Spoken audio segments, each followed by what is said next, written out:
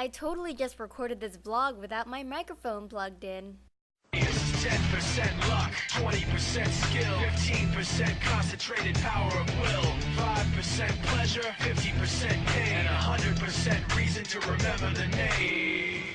Hi, my name is Sandy, and you're watching a very sad Saturday on the YARebels. But onto better things, because October is LGBT Awareness Month.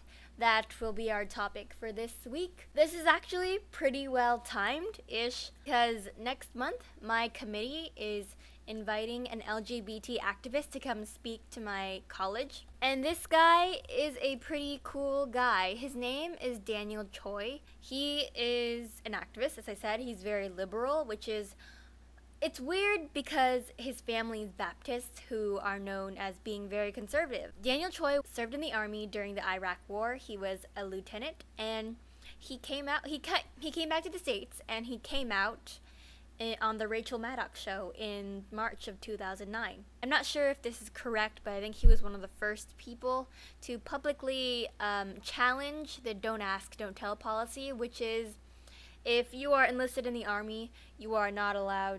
It's kind of like you're not allowed to say, if you are not straight, you are not allowed to express your sexuality.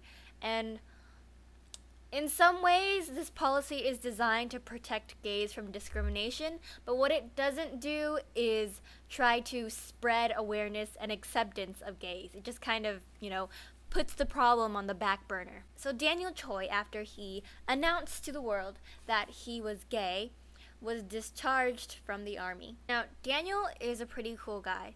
He is one of the few people in the army who could speak fluent Arabic. That's what he did for the army. He was a translator.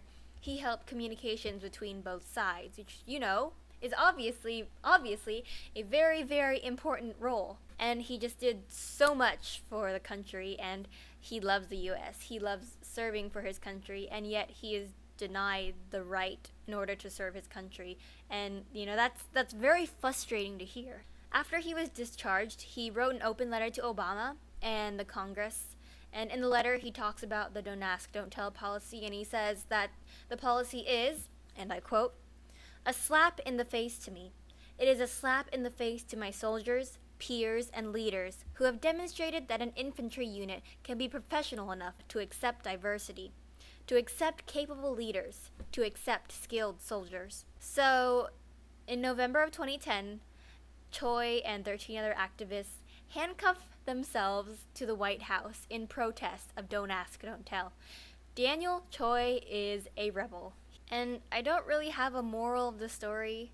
I just wanted to tell you about a really interesting guy and his really interesting stories, and that his stories aren't so far off from yours. And I admire him a lot. I admire people who fight for what they think is right. And yes, I am looking very forward to hearing him speak in November, and maybe even getting the chance to meet him personally, because he sounds like an awesome guy. And that's pretty much it from me today. I'll see you guys next week.